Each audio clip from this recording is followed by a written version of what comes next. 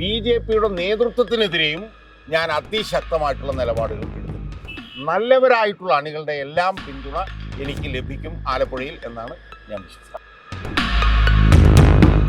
കേരളത്തിലെ 14 ജില്ലകളിൽ വെച്ച് ഏറ്റവും മോശം പാർട്ടിയുള്ള പാർട്ടി ജി സുധാകരനെ പോലുള്ള ലബ്ധപ്രതിഷ്ഠരായിട്ടുള്ള നേതാക്കന്മാരിന്ന് പാർട്ടി ബ്രാഞ്ചിൽ വന്ന് ചതഞ്ഞെരഞ്ഞ് കിടക്കുകയാണ്. അവിടെ മയക്കുമരുന്ന് കച്ചവടം നടത്തുന്ന CPM നേതാക്കന്മാർ, അവിടെ സ്ത്രീകളുടെ ലൈംഗിക ദൃശ്യങ്ങൾ അത് കണ്ട് സുഖിക്കുന്ന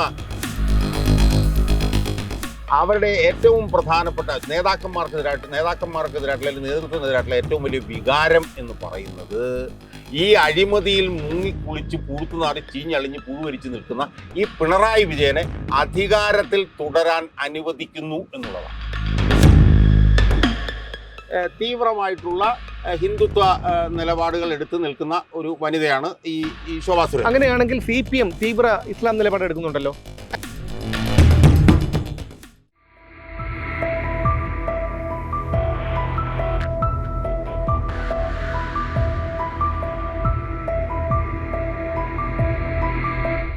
സാറിനെ കണ്ടിട്ട് കുറച്ച് നാളായി. കാരണം മിക്കവാറും സാർ ട്രിവാൻഡ്രത്തുണ്ട്.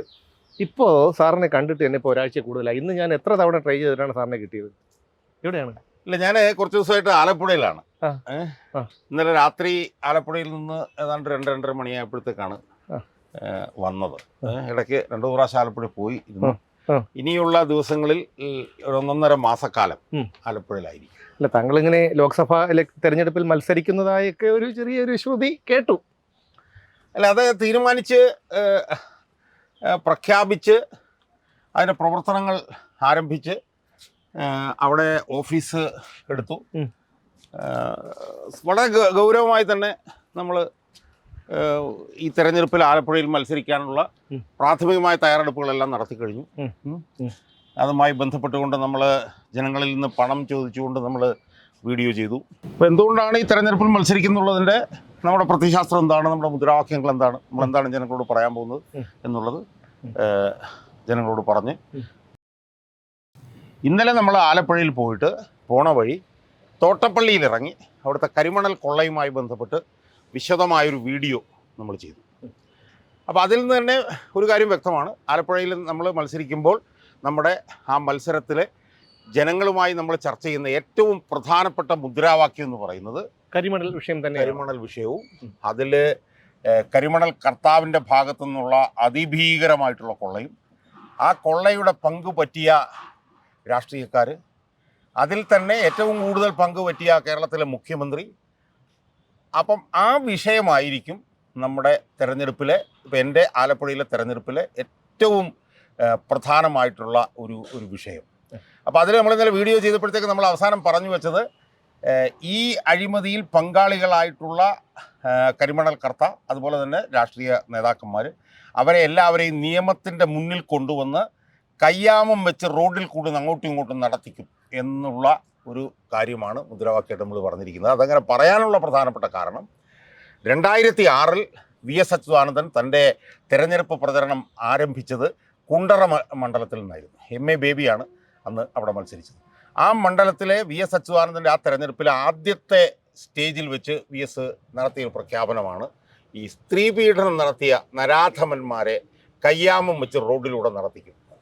ആ ഓർമ്മകൾ ഉദ്ദീപിപ്പിക്കാൻ വേണ്ടിയിട്ടാണ് അതേ കാര്യം തന്നെ ഞാൻ VSൻ്റെ ഏറ്റവും പ്രധാനപ്പെട്ട ശിഷ്യനെന്ന് അവകാശപ്പെടുന്ന ഞാൻ എൻ്റെ തെരഞ്ഞെടുപ്പ് പ്രചരണം യഥാർത്ഥത്തിൽ ആരംഭിച്ചു എന്ന് പറയാവുന്ന ആ വീഡിയോയിൽ VS ഉന്നയിച്ച അതേ മുദ്രാവാക്യം തന്നെ ഉന്നയിച്ചുകൊണ്ട് ആരംഭിക്കാൻ വേണ്ടിയിട്ട് തീരുമാനിച്ചു. പക്ഷേ VSന് CPM എന്ന ബലവത്തായ പാർട്ടിയുടെ ഒരു പിന്തുണയുണ്ടായിരുന്നു. പക്ഷേ താങ്കൾക്ക് അത്രയും പിന്തുണ ഉണ്ടോ എന്നൊരു കാര്യം ഒന്നാമത്തെ കാര്യം. രണ്ടാമത്തെ കാര്യം, താങ്കൾ വിജയിച്ചു കഴിഞ്ഞാൽ എങ്ങനെയാണ് ഈ PVയെ പോലെയുള്ള ഒരാളെ കയ്യാമം വെച്ച് നടത്തിക്കാൻ കഴിയും എന്ന് താങ്കൾ ഉറപ്പിച്ച് പറയുന്നത്? അതായത് ഇപ്പോൾ 2 ചോദ്യമാണ് ഇപ്പോൾ സുമേഷ് ചോദിച്ചത്. അതെ. ഒന്ന്, VS ഞാനും തമ്മിലൊരു താരതമ്യം. യഥാർത്ഥത്തിൽ പറഞ്ഞാൽ VS ഞാനും തമ്മിൽ ഒരു താരതമ്യമുണ്ട് എന്ന് ഞാൻ വിശ്വസിക്കുന്നില്ല. VS അച്യുതാനന്ദൻ എന്ന് പറഞ്ഞാൽ കേരള സമൂഹത്തിലും കേരള രാഷ്ട്രീയ ഭൂമികയിലും ആരായിരുന്നു എന്നുള്ളത് സംബന്ധിച്ച് നമ്മളിപ്പോൾ അങ്ങോട്ട് ചർച്ച ചെയ്യേണ്ട കാര്യമില്ല. അതേസമയം ഞാൻ ആരാണ് എന്നുള്ളത് സംബന്ധിച്ചും ചർച്ച ചെയ്യേണ്ട കാര്യമില്ല. ഞങ്ങൾ തമ്മിൽ അജഗജാന്തരമാണ്.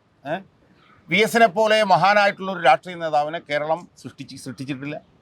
വി എസ് 2006 മുഖ്യമന്ത്രി സ്ഥാനത്തു നിന്ന് പോയി 10-18 വർഷം കഴിഞ്ഞിട്ടും ഇന്നും വി എസിനെ കുറിച്ചുള്ള ദീപ്തമായിട്ടുള്ള ചിന്തകൾ മനുഷ്യരുടെ മനസ്സിൽ ഇങ്ങനെ വളരെ ദീപ്തമായി ഉദ്ദീപിച്ച് നിൽക്കുകയാണ്. അപ്പോൾ അതുമായി നോക്കുമ്പോൾ ഞാൻ ആരുമല്ല. പക്ഷേ നമ്മൾ മനസ്സിലാക്കേണ്ട ഒരു കാര്യം, സുമേഷ് ചോദിച്ചതിനകത്തൊരു ചെറിയ വിയോജനമുള്ളതെന്ന് വെച്ചാൽ, വി എസ് മത്സരിക്കുന്ന സമയത്ത് വി എസിന് കൂടെ പാർട്ടി ഉണ്ടായിരുന്നില്ല. വി എസിൻ്റെ എതിരായിരുന്നു പാർട്ടി. അല്ല, അങ്ങനെയാണെങ്കിൽ പോലും അണികളിൽ വലിയൊരു വിഭാഗം വി എസ് എന്നൊരു വികാരത്തെ നെഞ്ചോട് ചേർത്ത് പിടിക്കുന്ന വലിയൊരു വിഭാഗം അദ്ദേഹത്തിന് പിന്തുണയുമായി ഉണ്ടായിരുന്നില്ലേ? അതാണ്. അപ്പം അവിടെയാണ് ഞാനും വി എസും തമ്മിലൊരു താരതമ്യം വരുന്നത്. ഇപ്പോൾ സുമേഷ് തന്നെ സമ്മതിച്ചു, വി എസിനൂടെ പാർട്ടി ഉണ്ടായിരുന്നില്ല, പാർട്ടി അണികളാണ് വി എസിനോട് ഉണ്ടായിരുന്നത്. മനസ്സിലായോ? അപ്പം അവിടെയാണ് ഞാനും വി എസും തമ്മിലൊരു സമാനതകൾ വരുന്നത്. അണികളാണ് എൻ്റെയും ശക്തി. സി പി എമ്മിൻ്റെ അപജയത്തിനെതിരായി പ്രതികരിച്ചു കൊണ്ടിരുന്ന സി പി എമ്മിൻ്റെ അണികളാണ് അന്ന് വി എസിനൊരു ശക്തി ആയിരുന്നെങ്കിൽ, ഇപ്പോഴും സി പി എമ്മിൻ്റെ തെറ്റായ നയങ്ങൾക്കെതിരെയും മോശമായ പോക്കിനെതിരെയും ഒക്കെ പ്രതികരിക്കുന്ന അണികളാണ് ഇന്ന് എൻ്റെയും ശക്തി. പക്ഷേ വി എസിന് അന്ന് പിന്തുണ കൊടുത്തിരുന്നത് പ്രധാനമായും സി പി എമ്മിൻ്റെ അണികളായിരുന്നുവെങ്കിൽ, ഞാൻ അവകാശപ്പെടുന്നത് എൻ്റെ പോരാട്ടത്തിന് പിന്തുണ നൽകുന്നത് സി പി എമ്മിൻ്റെ അണികൾ മാത്രമല്ല, എല്ലാ രാഷ്ട്രീയ പാർട്ടികളുടെയും അണികൾ എനിക്ക് പിന്തുണ നൽകുന്നു എന്നാണ് ഞാൻ അവകാശപ്പെടുന്നത്. അതിൻ്റെ കാരണം, ഇപ്പോൾ 3 മുന്നണികളാണല്ലോ ഇവിടെയുള്ളത്. അതിൽ സി പി എമ്മിൻ്റെ അണികൾ എനിക്ക് പിന്തുണ നൽകുന്നു എന്ന് പറയുമ്പോഴത്തേക്ക് സി പി എമ്മിൻ്റെ ഇപ്പോഴത്തെ ഈ തെറ്റായ ദുഷിച്ച പോക്കിനെതിരെ ഞാൻ നിരന്തരം പ്രതികരിക്കുന്നു എന്നുള്ളത് കൊണ്ട് സി പി എമ്മിൻ്റെ അണികൾ എനിക്ക് പിന്തുണ നൽകും എന്ന് ഞാൻ അവകാശപ്പെടുന്നു. അതുപോലെ തന്നെയാണ് കോൺഗ്രസിൻ്റെ കാര്യത്തിലും. കോൺഗ്രസ് എന്ന് പറഞ്ഞ പാർട്ടിയുടെ നേതൃത്വത്തിൻ്റെ തെറ്റായ പോക്കിനെതിരെ നിരന്തരം ശക്തമായി പോരടിച്ചുകൊണ്ടിരിക്കുന്ന ഒരാളാണ് ഞാൻ. അതുകൊണ്ട് അവരുടെ റാങ്ക് ആൻഡ് ഫയലിൻ്റെ പിന്തുണയും എനിക്ക് കിട്ടുമെന്ന് ഞാൻ അവകാശപ്പെടും. ഇനി ബി ജെ പിയുടെ കാര്യത്തിലേക്ക് വരൂ. ബി ജെ പിയുടെ അണികൾക്ക്, ബി ജെ പിയുടെ സാധാരണ പ്രവർത്തകർക്ക് ബി ജെ പിയുടെ നേതൃത്വത്തിനോടുള്ള ഏറ്റവും വലിയ അതൃപ്തി എന്ന് പറയുന്നത് ഈ ദുഷിച്ച പുഴുത്തു നാറിയ പിണറായി വിജയനെ അധികാരത്തിൽ നിലനിർത്താൻ അവർ നിരന്തരം ശ്രമിക്കുന്നു എന്നുള്ളതാണ്. അതിനെതിരെ ബി ജെ പിയുടെ നേതൃത്വത്തിനെതിരെയും ഞാൻ അതിശക്തമായിട്ടുള്ള നിലപാടുകൾ എടുത്തിട്ടുണ്ട്. അപ്പോൾ സ്വാഭാവികമായും കേരളത്തിലെ മുഖ്യധാര പാർട്ടികളുടെ എല്ലാം വെൽമീനിങ് ആയിട്ടുള്ള നല്ലവരായിട്ടുള്ള അണികളുടെ എല്ലാം പിന്തുണ എനിക്ക് ലഭിക്കും ആലപ്പുഴയിൽ എന്നാണ് ഞാൻ വിശ്വസിക്കുന്നത്. ആ ഒരു വിഷയത്തിലേക്ക് പിന്നെ നമുക്കൊന്ന് മാറ്റി വെച്ചിട്ട് വരാം. പക്ഷേ ഇപ്പോഴും സി പി എമ്മിനോട് പ്രത്യക്ഷത്തിൽ സി പി എമ്മിനോടൊപ്പം നിൽക്കുന്ന പ്രാദേശിക നേതാക്കൾ ഉൾപ്പെട്ട ഒരു വലിയ സംഘം താങ്കൾക്ക് ഒരു പരോക്ഷമായ പിന്തുണ നൽകുന്നു എന്ന് ഞാൻ പറഞ്ഞാൽ താങ്കൾക്ക് അത് നിഷേധിക്കാൻ കഴിയുമോ? സുമേഷ്, സുമേഷ് പറഞ്ഞതിനകത്ത് കുറേ കാര്യങ്ങളുണ്ടെന്ന് എനിക്ക് പറയേണ്ടി വരും. ഉദാഹരണത്തിന് ആലപ്പുഴ എന്ന് പറഞ്ഞിട്ടുള്ള ജില്ല നമ്മളൊന്ന് എടുക്കുക. ആലപ്പുഴ ജില്ലയിലല്ല സി പി എം ഉണ്ടായതെന്ന് നമുക്കറിയാം. പാറപ്പുറത്തൊക്കെയാണ് സി പി എം ഉണ്ടായതെങ്കിൽ പോലും കേരളത്തിലെ സി പി എമ്മിൻ്റെ വളർച്ചയുടെ പാത നമ്മൾ എടുത്തു നോക്കിയാൽ ലബ്ധപ്രതിഷ്ഠരായിട്ടുള്ള ഒട്ടനവധി നേതാക്കന്മാർ ഉയർന്നു വന്ന ഒരു ജില്ലയാണ് ആലപ്പുഴ ജില്ല. ഇപ്പോൾ വി എസ് അച്യുതാനന്ദൻ മുതൽ പി കൃഷ്ണപിള്ള മുതൽ കെ ആർ ഗൗരിയമ്മ മുതൽ ഒരുപാട് നേതാക്കന്മാർ, ഇപ്പം വർഗീസ് വൈദ്യൻ, സി കെ പത്രോസ്, ഇപ്പം സി പി ഐയുടെ നേതാക്കന്മാരെടുത്താൽ സ്റ്റാലിൻ കുമാരപ്പണിക്കർ, അതുപോലുള്ള ഒരു C K Chandrappan, R Sugathan, P K Chandranandan, എൻ്റെ അമ്മയുടെ സഹോദരനും 1957 MLA ആയിരുന്ന സി ജി സദാശിവൻ. അങ്ങനെ സി പി ഐയുടെയും സി പി എമ്മിൻ്റെയും ഏറ്റവും പ്രധാനപ്പെട്ട നേതാക്കന്മാരിൽ നല്ലൊരു പങ്കും എമർജ് ചെയ്തു വന്ന ഒരു ജില്ലയാണ് ആലപ്പുഴ ജില്ല. ആ ആലപ്പുഴ ജില്ലയിലെ സി പി എമ്മിൻ്റെ ചരിത്രം എന്ന് പറഞ്ഞു കഴിഞ്ഞാൽ നമുക്ക് രോമാഞ്ചം ഉണ്ടാക്കുന്ന സി പി എമ്മിൻ്റെ ചരിത്രമാണ്. അതായത് കയർത്തൊഴിലാളികളെ സംഘടിപ്പിച്ചുകൊണ്ടാണ് അവിടെ സി പി എം വളർന്നു വന്നത്. 1934 അവിടുത്തെ ആദ്യത്തെ കയർത്തൊഴിലാളി സമരം നടക്കുന്നത്. അത് 50 പൈസ കൂലി വർധനയ്ക്ക് വേണ്ടിയിട്ടായിരുന്നു. അത് വിജയിച്ചാണ് അത് ചെയ്തത്. വി എസ് അച്യുതാനന്ദനെ പാർട്ടിയിലേക്ക് പി കൃഷ്ണപിള്ള കൊണ്ടുവരുന്നത് 17ാമത്തെ വയസ്സിലാണ്. വി എസ് അച്യുതാനന്ദൻ ആസ്പിൻവാൾ കമ്പനിയിൽ ആണ് വി എസ് അച്യുതാനന്ദൻ ജോലി ചെയ്തുകൊണ്ടിരുന്നത്. അവിടെ വെച്ചിട്ടാണ് പി കൃഷ്ണപിള്ള വി എസ് അച്യുതാനന്ദനെ പാർട്ടിയിലേക്ക് കൊണ്ടുവരുന്നത്. അപ്പം ആ നിലയിലൊക്കെ വളരെ ഈ പറഞ്ഞ പോലെ സമരോത്സുകമായിട്ടുള്ള ചരിത്രമുള്ള, കമ്മ്യൂണിസ്റ്റ് ചരിത്രമുള്ള ഒരു ജില്ലയാണ് ആലപ്പുഴ ജില്ല. ഇപ്പോൾ ഉദാഹരണത്തിന് ചെറിയൊരു കാര്യം വി എസ് അച്യുതാനന്ദൻ്റെ പറയാം. വി എസ് അച്യുതാനന്ദൻ അന്ന് പാർട്ടിയിൽ ചേർന്ന സമയത്ത് കർഷകത്തൊഴിലാളികളെ സംഘടിപ്പിക്കുക എന്നുള്ളതായിരുന്നു വി എസ് അച്യുതാനന്ദന് കൊടുത്തിട്ടുള്ള ചുമതല. എന്നിട്ട് വി എസ് അച്യുതാനന്ദനെ കർഷകത്തൊഴിലാളികളെ സംഘടിപ്പിക്കാനായിട്ട് കുട്ടനാട്ടിലേക്ക് പാർട്ടി വിടുമ്പോൾ 5 രൂപയാണ് കൊടുക്കുന്നത് വി എസ് അച്യുതാനന്ദനും മറ്റ് നേതാക്കന്മാർ. അതിൽ 3-4 ദിവസം കഴിയുമ്പോൾ ഈ 5 രൂപ അങ്ങ് തീരുമ്പോഴത്തേക്കും മറ്റ് നേതാക്കന്മാരെല്ലാം എന്ത് ചെയ്യും? അവരങ്ങ് പോകും. പക്ഷെ VS പോവില്ല. VS എന്ത് ചെയ്യും? പട്ടിണി കിടന്ന് അവിടെ നിൽക്കും. എന്നിട്ട് VS കുറിച്ചിട്ട് കേൾക്കുന്ന അവിടെ രോമാഞ്ചം ഉണ്ടാക്കുന്ന ഒരു കഥ എന്താണെന്ന് ചോദിച്ചു കഴിഞ്ഞാൽ, ഒരു സംഭവം എന്താണെന്ന് ചോദിച്ചു കഴിഞ്ഞാൽ, VS രാവിലെ 4 മണിയാകുമ്പോൾ ഒരു കുളത്തിൽ ചെന്നിറങ്ങും. കുളത്തിൽ ചെന്നിറങ്ങിയിട്ട് ആ കുളത്തിൽ കിടന്നുകൊണ്ട് VSൻ്റെ ജുബയും ഷർട്ടും എല്ലാം കഴുകി പിഴിഞ്ഞ് അയലിടും. എന്നിട്ട് ആ ജുബയും മുണ്ടും ഉണങ്ങുന്നത് വരെ VS കുളത്തിൽ കിടക്കും. എന്ന് പറഞ്ഞാൽ കുളത്തിലെ തണുത്ത വെള്ളത്തിൽ കിടക്കുകയാണ്. മനസ്സിലായോ? അങ്ങനെ ഒരു 2-3 മണിക്കൂർ കഴിഞ്ഞാൽ അത് ഉണങ്ങി കഴിയുമ്പോൾ അത് വിട്ടുകൊണ്ട് വീണ്ടും പട്ടിണി കിടന്ന് രാഷ്ട്രീയ പ്രവർത്തനമായിട്ട് VS മുന്നോട്ട് പോകും.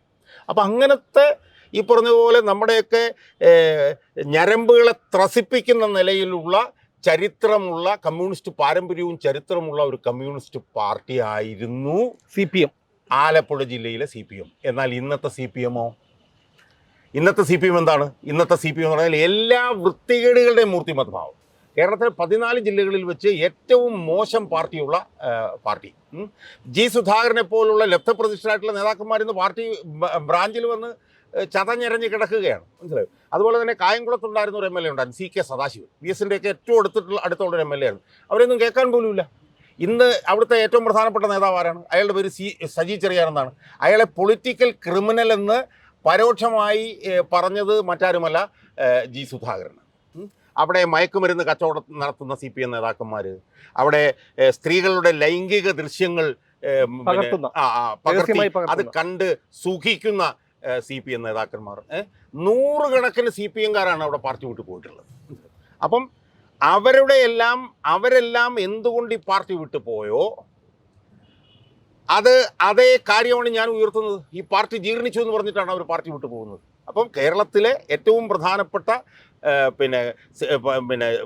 CPM ഉള്ള ആ ജില്ലയിലെ പാർട്ടിയുടെ ജീർണതയ്ക്കെതിരെ നിരന്തരം വിട്ടുവീഴ്ചയില്ലാതെ അചഞ്ചലമായി പോരാടുന്ന ഒരാളാണ് ഞാൻ എന്നുള്ളത് കൊണ്ട് തന്നെ ഈ പാർട്ടിയുടെ ജീർണതയ്ക്കെതിരെ പോരാടുന്ന എനിക്ക് ഈ പാർട്ടി നിലനിൽക്കണമെന്ന് ആഗ്രഹിക്കുന്ന ആയിരക്കണക്കിന് CPMൻ്റെ സാധാരണ അണികൾ എനിക്ക് വോട്ട് ചെയ്യും എന്നാണ് എനിക്ക് ഒറ്റ കാര്യം കൂടി. ഇപ്പം CPMൻ്റെ അണികൾക്കുള്ളൊരു ചെറിയ പ്രശ്നം എന്താണെന്നറിയോ സുമേഷ്? അവർക്ക് CPM എത്ര ജീർണിക്കുന്നൊക്കെ പറഞ്ഞു കഴിഞ്ഞാൽ കോൺഗ്രസ്സുകാരന് പോയി വോട്ട് ചെയ്യാനൊരു മടിയാണ്. കാരണം വെച്ചാൽ അവർ പതിറ്റാണ്ടുകളായി CPMന് വോട്ട് ചെയ്ത് ശീലിച്ചവരാണ്. അവർക്ക് ഞാനൊരു അഡ്വാൻറ്റേജാണ്. കാരണം അവർക്ക് വോട്ട് ചെയ്യാൻ വേണ്ടിയിട്ട് അവിടെ ഒരു കമ്മ്യൂണിസ്റ്റുകാരനെ കിട്ടിയിരിക്കുകയാണ്. മനസ്സിലായോ? പിന്നെ എന്നെ സംബന്ധിച്ചിടത്തോളം ഞാൻ പറഞ്ഞല്ലോ, എൻ്റെ അമ്മയുടെ ചേട്ടനാണ് CG സദാശിവൻ. 957 MLA ആയിരുന്നു. ചങ്ങനാശ്ശേരി ആദ്യത്തെ കമ്മ്യൂണിസ്റ്റുകാരനായിരുന്നു എൻ്റെ അച്ഛൻ. ഞാൻ എൻ്റെ വീട്ടിലെ തന്നെ 3ാം തലമുറ കമ്മ്യൂണിസ്റ്റുകാരനാണ്. അപ്പം ആലപ്പുഴ ജില്ലയിലെ പാർട്ടി നിലനിൽക്കണമെന്ന് ആഗ്രഹിക്കുന്ന 10,000 CPMൻ്റെ അണികൾക്ക് ഏറ്റവും വലിയൊരു അവസരമാണ് കമ്മ്യൂണിസ്റ്റുകാരനായിട്ടുള്ള ഞാൻ ആലപ്പുഴയിൽ മത്സരിക്കുന്നത് എന്നാണ് ഞാൻ വിശ്വസിക്കുന്നത്. അപ്പോൾ നമ്മൾ നേരത്തെ മാറ്റി വെച്ചൊരു കാര്യത്തിലേക്ക് വരാം. കാരണം ഏറ്റവും ശക്തമായ എൻ്റെ ഒരു കാഴ്ചപ്പാടിൽ 20 ലോക്സഭാ മണ്ഡലങ്ങളിലും ഏറ്റവും ശക്തമായൊരു മത്സരം നടക്കുന്ന ഒരു സ്ഥലം ആലപ്പുഴ ജില്ലയാണ്, മണ്ഡലം. അതിൽ തന്നെ എടുത്തു പറയേണ്ട ഒരു സ്ഥാനാർത്ഥിയാണ് BJPയുടെ ശോഭാ സുരേന്ദ്രൻ. ഇപ്പോൾ KC വേണുഗോപാലിനെ സംബന്ധിച്ച് അതൊരു വലിയ വിഷയമല്ല. കാരണം അദ്ദേഹം KC വേണുഗോപാൽ എങ്ങനെയാണെന്നുള്ള കാര്യം ആലപ്പുഴയിലെ കോൺഗ്രസ്സുകാർക്ക് തന്നെ അറിയാം. പക്ഷേ ശോഭാ സുരേന്ദ്രൻ അങ്ങനെയല്ല. താങ്കളെ സംബന്ധിച്ചിടത്തോളം കുറച്ച് രൂക്ഷമായ ഭാഷയിൽ പറഞ്ഞാൽ അപകടകാരിയായ എതിരാളി. അല്ല, ശോഭാ സുരേന്ദ്രൻ മത്സരിച്ചിട്ടുള്ള മണ്ഡലങ്ങളിലെല്ലാം കൂടുതൽ വോട്ട് പിടിച്ച ചരിത്രമാണ് ഇതുവരെ ശോഭാ സുരേന്ദ്രനുള്ളത്. തീർച്ചയായും ശോഭാ സുരേന്ദ്രൻ BJPയിലെ ഈ ഒരു തീവ്ര വിഭാഗത്തിന് ഒരു ആവേശം കൊടുക്കുന്ന ഒരു സ്ഥാനാർത്ഥിയുമാണ്. അക്കാര്യത്തിലൊന്നും എനിക്ക് തർക്കമില്ല. അതുകൊണ്ടാണല്ലോ ശോഭാ സുരേന്ദ്രൻ മത്സരിച്ചിടത്തൊക്കെ ശോഭാ സുരേന്ദ്രന് വോട്ട് കൂടുതൽ. 2019 1.5 ലക്ഷം വോട്ടുകൾ കൂടുതൽ നേടി മുൻ തവണത്തേക്കാളും. അതെ. അപ്പം അതിലൊന്നും തർക്കമില്ല. പക്ഷേ ഈ തെരഞ്ഞെടുപ്പിൽ BJPയുടെ സ്ഥാനാർത്ഥികൾ പൊതുവിൽ നേരിടുന്ന ചില പ്രശ്നങ്ങളുണ്ട്. ആ പ്രശ്നങ്ങൾ ശോഭാ സുരേന്ദ്രനും നേരിടും. അതാണ് എൻ്റെ അവകാശവാദം. അതെന്താണെന്ന് ചോദിച്ചു കഴിഞ്ഞാൽ, കേരളത്തിലെ BJP അണികളെ സംബന്ധിച്ചിടത്തോളം അവരുടെ ഏറ്റവും പ്രധാനപ്പെട്ട നേതാക്കന്മാർക്കെതിരായിട്ടുള്ള അല്ലെങ്കിൽ നേതൃത്വത്തിനെതിരായിട്ടുള്ള ഏറ്റവും വലിയ വികാരം എന്ന് പറയുന്നത് ഈ അഴിമതിയിൽ മുങ്ങിക്കുളിച്ച് പുഴുത്തുനാറി ചീഞ്ഞളിഞ്ഞ് പുഴുവരിച്ച് നിൽക്കുന്ന ഈ പിണറായി വിജയനെ അധികാരത്തിൽ തുടരാൻ അനുവദിക്കുന്നു എന്നുള്ളതാണ്. ഇപ്പോൾ നമുക്കറിയാലോ, ഇപ്പോൾ തെരഞ്ഞെടുപ്പിന് മത്സരിക്കാൻ പോകുന്ന BJPയുടെ ഏറ്റവും പ്രധാനപ്പെട്ട മുദ്രാവാക്യം എന്ന് പറഞ്ഞാൽ അഴിമതിക്കാരായിട്ടുള്ള ആളുകളെല്ലാം പിടിച്ച് ജയിലിലാക്കി അവർക്കെതിരെ അന്വേഷണം കൊണ്ടുവന്നു എന്നുള്ളതാണല്ലോ. ആ നിലയിൽ നോക്കിയാൽ BJP ജയിലിലാക്കിയിട്ടുള്ള ഒട്ടനവധി നേതാക്കന്മാരെക്കാളൊക്കെ തന്നെ അഴിമതിയിൽ മുങ്ങിക്കുളിച്ച് നിൽക്കുന്ന ഒരാളാണ് പിണറായി വിജയൻ. തീർച്ചയായും ആ പിണറായി വിജയനെ മാത്രമല്ല, പിണറായി വിജയന്റെ മകളെ പോലും ജയിലിലാക്കാൻ കഴിയുന്ന ഒട്ടേറെ ഫൈൻഡിങ്സ് ഉണ്ടായിട്ടും പിണറായി വിജയനെ ഒരു 10 ചോദ്യം പോലും ചോദിക്കാനുള്ള മര്യാദ കാണിക്കാത്ത BJP നേതൃത്വം.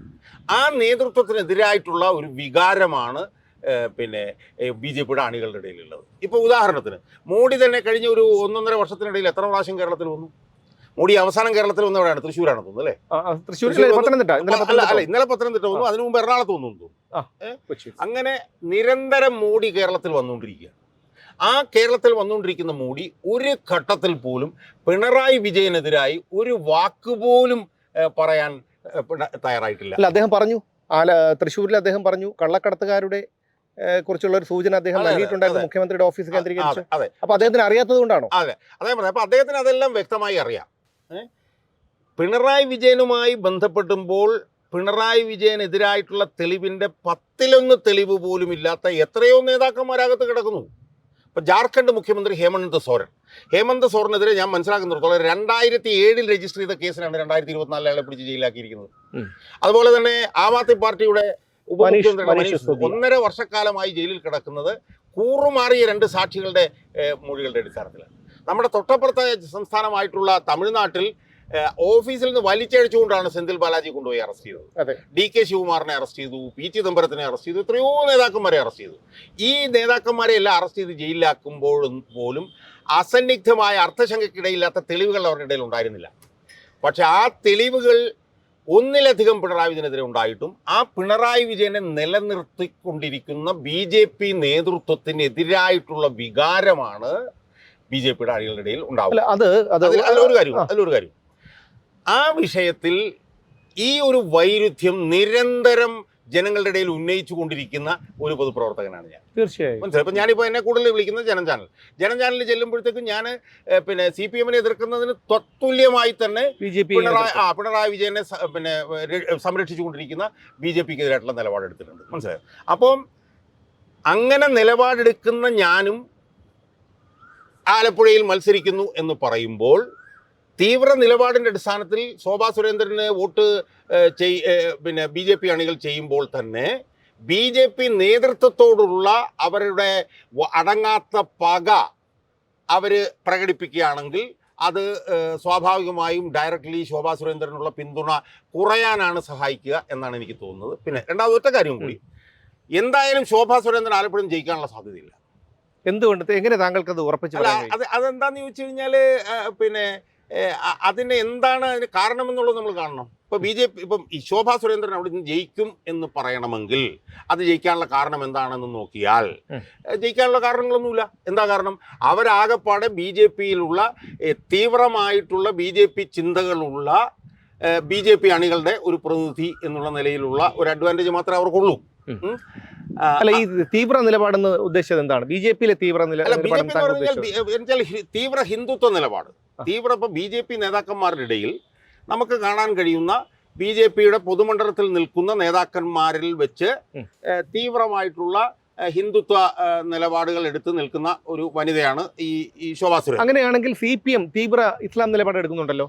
അല്ല, അങ്ങനെ നമുക്ക് പറയാൻ കഴിയില്ല. കാരണം എന്താണെന്നറിയോ, BJP എന്ന് പറയുന്നത് CPM തമ്മിൽ വ്യത്യാസമുണ്ട്. CPM-ഉം വർഗീയതയ്ക്ക് അനുകൂലമായിട്ടുള്ള ഒരുപാട് നിലപാടുകൾ എടുക്കുന്നുണ്ട്, അതിലൊന്നും തർക്കമൊന്നുമില്ല. പക്ഷെ അതേസമയം BJP എന്ന് പറയുന്നത് അതിൻ്റെ പേരിൽ തന്നെ അതൊരു ഹിന്ദുത്വ പാർട്ടിയാണ്. അല്ല, പക്ഷേ മറ്റൊരു കാര്യമുണ്ട്. പ്രകടന പത്രികയിൽ BJP പറഞ്ഞിരുന്ന കാര്യങ്ങൾ അവർ കൃത്യമായി ചെയ്യുന്നുണ്ട്. കാരണം രാമക്ഷേത്ര നിർമ്മാണം ഉൾപ്പെടെ അതെല്ലാം തന്നെ കാണിക്കുന്നത് എന്താണ്? അതെല്ലാം തന്നെ കാണിക്കുന്നത് ഇന്ത്യയിലെ പ്രബല മതവിഭാഗമായിട്ടുള്ള ഹിന്ദു വിഭാഗത്തിന് വേണ്ടി പ്രവർത്തിക്കുന്ന ഒരു പാർട്ടിയാണ് BJP എന്നുള്ളതാണ്. ഇപ്പൊ നിങ്ങൾ പറഞ്ഞ അങ്ങനെ കരുതാൻ കഴിയുമോ? കാരണം ഒരു മിനിറ്റ്, പ്രധാനമന്ത്രി നരേന്ദ്രമോദിയുടെ ഭരണം വന്നതിന് ശേഷം ന്യൂനപക്ഷം എന്ന് പറയപ്പെടുന്ന മുസ്ലിം വിഭാഗത്തിന് വേണ്ടി തന്നെ എന്തുമാത്രം പദ്ധതികൾ അദ്ദേഹം കൊണ്ടുവന്നു. ആ പദ്ധതിയുടെ ഗുണഭോക്താക്കളായി ലക്ഷക്കണക്കിന് ആളുകൾ. അതൊക്കെ നമുക്ക് ഈ പറഞ്ഞതുപോലെ ഒരു തിയറിറ്റിക്കലായിട്ട് പറയാം. തിയറിറ്റിക്കലായിട്ട് പറയുമ്പോഴും ഇതൊരു ഹിന്ദു അനുകൂല മുസ്ലിം വിരുദ്ധ പാർട്ടിയാണെന്നുള്ളതിന് അതിനകത്ത് നമ്മൾ ചർച്ച ചെയ്യുന്നതിന് തന്നെ വലിയ അർത്ഥമുണ്ടെന്ന് എനിക്ക് തോന്നുന്നു. ഇപ്പോൾ ഏറ്റവും പുതിയതായിട്ട് ഇപ്പോൾ CAA കൊണ്ടുവന്നു. CAA തന്നെ കൊണ്ടുവരുമ്പോഴത്തേക്കുള്ള ലക്ഷ്യം എന്താണ്? CAA കൊണ്ടുവരുമ്പോഴത്തേക്കുള്ള ലക്ഷ്യം ഹിന്ദു ധ്രുവീകരണമാണ്.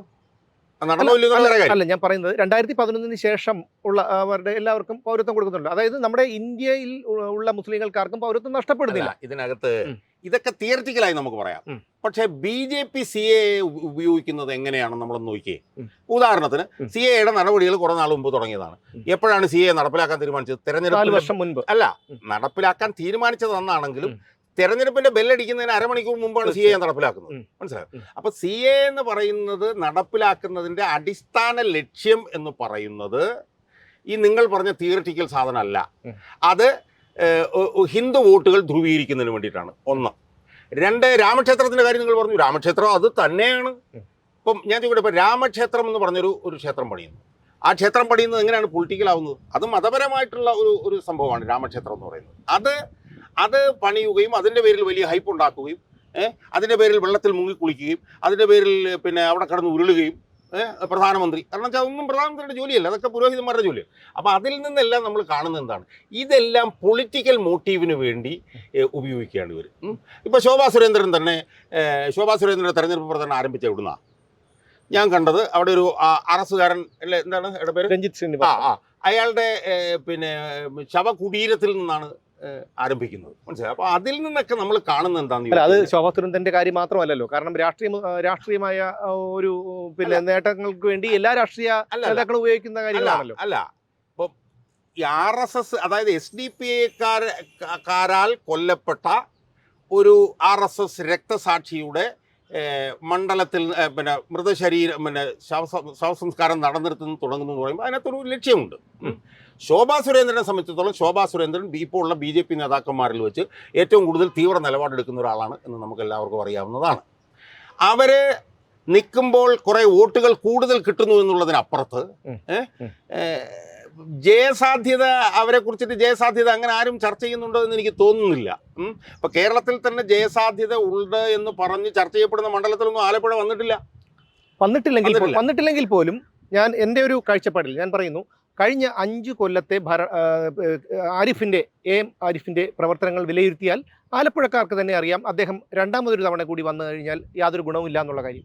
KC വേണുഗോപാൽ ആലപ്പുഴയിൽ മത്സരിച്ചാൽ രാഹുൽ ഗാന്ധിയുടെ പെട്ടിയെടുക്കാൻ ആളില്ലാതാകും അദ്ദേഹം.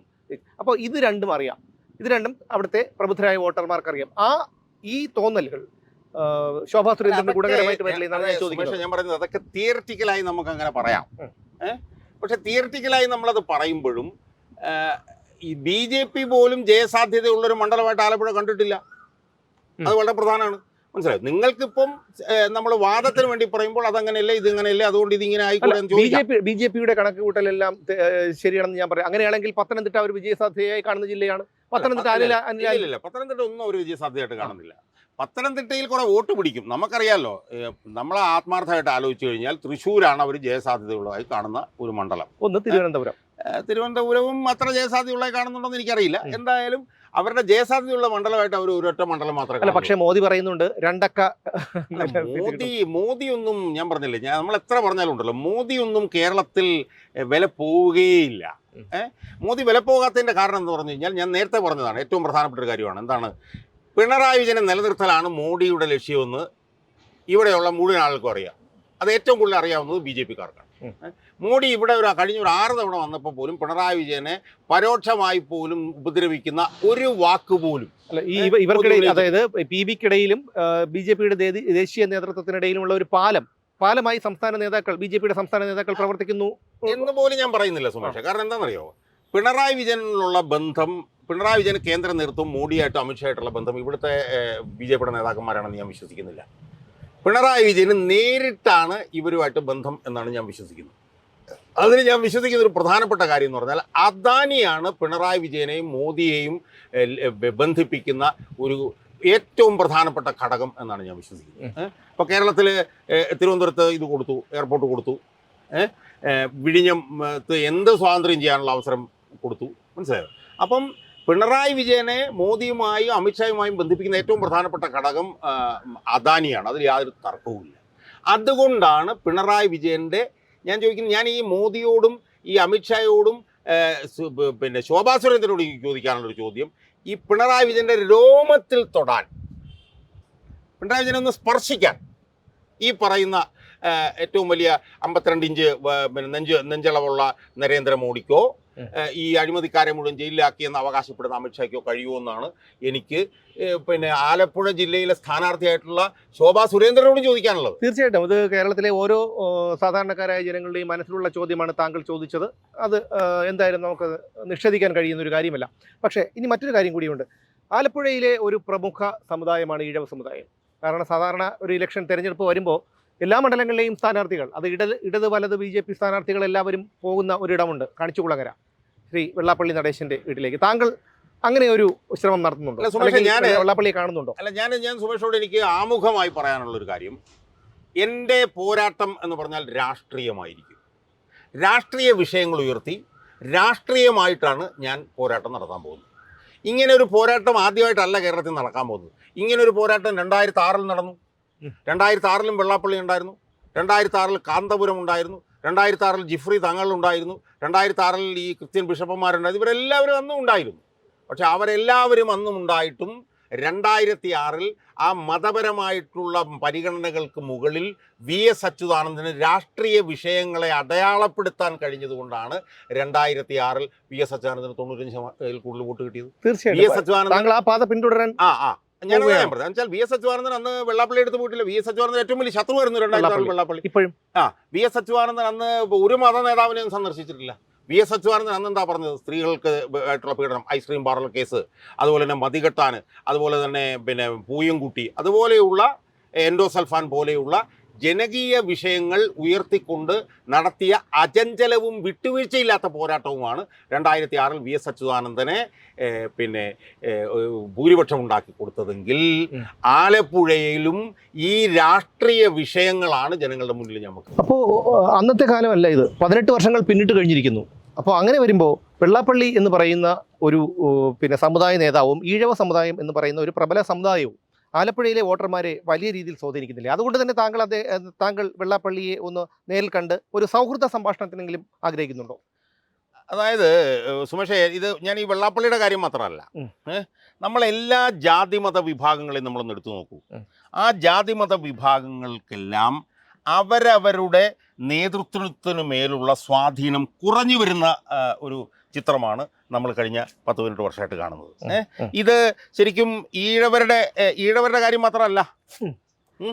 ഇപ്പോൾ ക്രിസ്ത്യൻ പിന്നെ മതവിഭാഗങ്ങളുടെ കാര്യം നമ്മൾ നോക്കൂ. അതിനകത്ത് നോക്കെ തന്നെ വലിയ പൊട്ടിത്തെറികൾ ഉണ്ടായിക്കൊണ്ടിരിക്കുന്നു. ഒരു ക്രിസ്ത്യൻ മതവിഭാഗത്തിൻ്റെ കർദിനാളിന് തന്നെ രാജിവെച്ച് പോകേണ്ടി വന്നു. വേറൊരു ബിഷപ്പിന് സ്ത്രീപീഡനവുമായി ബന്ധപ്പെട്ടിട്ടുള്ള വിഷയത്തിൽ രാജിവെക്കേണ്ടി വന്നു. എല്ലാ ക്രിസ്ത്യൻ മതവിഭാഗങ്ങളിലും ഈ അഴിമതിയുമായി ബന്ധപ്പെട്ടുകൊണ്ട് വലിയ ചേരിതിരിവ്. ഇപ്പോൾ തിരുവനന്തപുരത്ത് തന്നെയുള്ള പ്രധാനപ്പെട്ട മതവിഭാഗങ്ങളിലെല്ലാം, അതുപോലെ തന്നെ ഈ ഓർത്തഡോക്സും യാക്കോബൈറ്റ്സും തമ്മിലുള്ള തർക്കം. അപ്പോൾ ക്രിസ്ത്യൻ മതവിഭാഗങ്ങളെല്ലാം അത് സംഭവിക്കുന്നു.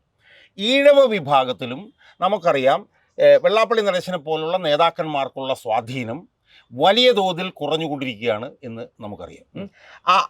ആ മതവിഭാഗത്തിനകത്തും ആ നേതൃത്വത്തിനെതിരെ വലിയ തോതിലുള്ള എതിർപ്പുകൾ ഉരുണ്ടുകൂടിക്കൊണ്ടിരിക്കുന്നുണ്ട്. 2, രാഷ്ട്രീയമായിട്ടുള്ള മേഖലയിൽ വന്നുകൊണ്ടിരിക്കുന്ന മാറ്റം നമ്മൾ നോക്കൂ. നമ്മൾ VS അച്യുതാനന്ദനൊക്കെ പ്രവർത്തിക്കുന്ന സമയത്ത് അന്ന് വളരെ ഊർജിതമായി പ്രവർത്തിക്കുന്ന ഒരു പ്രതിപക്ഷമുണ്ടായിരുന്നു നമുക്ക് കേരളത്തിൽ. ആ പ്രതിപക്ഷമാണ് VS അച്യുതാനന്ദൻ്റെ നേതൃത്വത്തിൽ ഉമ്മൻചാണ്ടിക്കെതിരെ സമരം. ഇന്നത്തെ സമകാലിക രാഷ്ട്രീയത്തിൽ ഏറ്റവും പ്രധാനപ്പെട്ട ഒരു വിഷയം എന്ന് പറഞ്ഞാൽ എന്താണ്? മത്സരിച്ച് ജീർണിക്കുന്ന, ഒരേ സ്വാർത്ഥ താല്പര്യവും നിക്ഷിപ്ത താല്പര്യവും മാത്രം സംരക്ഷിക്കുന്ന, എവിടെയോ ഇരുന്നു കൊണ്ട് പിന്നെ എല്ലാ രാഷ്ട്രീയ മുന്നണികളെയും നിയന്ത്രിക്കുന്ന ഒരു സ്വാർത്ഥ സ്ഥാപിത താല്പര്യക്കാരൻ്റെ സാഹചര്യമാണ് ഇന്ന് നമ്മൾ നിലനിൽക്കുന്നത്. മനസ്സിലായോ? അപ്പം ഇന്നത്തെ അവസ്ഥ എന്താണ്? നമ്മൾ ഇതിനു മുമ്പ് പലപ്പോഴും ചർച്ച ചെയ്തിട്ടുള്ള പോലെ എല്ലാ രാഷ്ട്രീയ മുന്നണികളും ഒരേ താല്പര്യങ്ങൾ സംരക്ഷിക്കുന്നു, എല്ലാ രാഷ്ട്രീയ മുന്നണികളും മത്സരിച്ച് ജീർണിക്കുന്നു.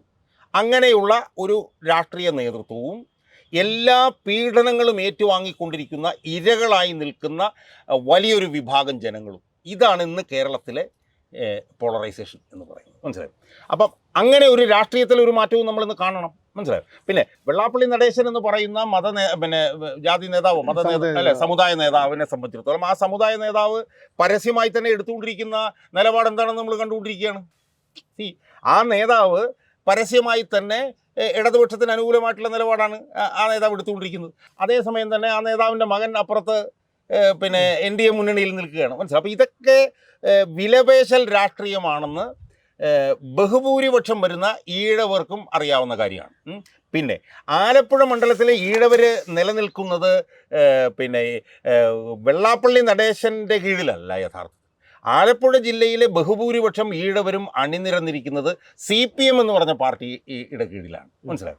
ആ CPM എന്ന് പറഞ്ഞ പാർട്ടിയുടെ കീഴിൽ അണിനിരന്നിരിക്കുന്ന ബഹുഭൂരിപക്ഷം വരുന്ന ഈഴവ വിഭാഗവും ആ CPMൻ്റെ ജീർണതയിൽ അസാധാരണമായി അസ്വസ്ഥരായി നിൽക്കുന്ന ഒരു കാഴ്ച നമ്മൾ കാണുന്നു. മനസ്സിലായി. അപ്പോൾ അതുകൊണ്ട് തന്നെ ഞാൻ ആലപ്പുഴയിൽ നടത്താൻ പോകുന്ന തെരഞ്ഞെടുപ്പ് പ്രചരണം എന്ന് പറഞ്ഞു കഴിഞ്ഞാൽ രാഷ്ട്രീയ വിഷയങ്ങളുടെ അടിസ്ഥാനത്തിൽ, തികച്ചും രാഷ്ട്രീയ പ്രശ്നങ്ങൾ ഉയർത്തിക്കൊണ്ട്, രാഷ്ട്രീയ വിഷയങ്ങളുടെ അടിസ്ഥാനത്തിൽ എനിക്ക് അനുകൂലമായി ജനങ്ങളെ ധ്രുവീകരിപ്പിക്കുന്ന ഒരു തരത്തിലുള്ള രാഷ്ട്രീയ പ്രവർത്തനമായിരിക്കും ഞാൻ നടത്തുക.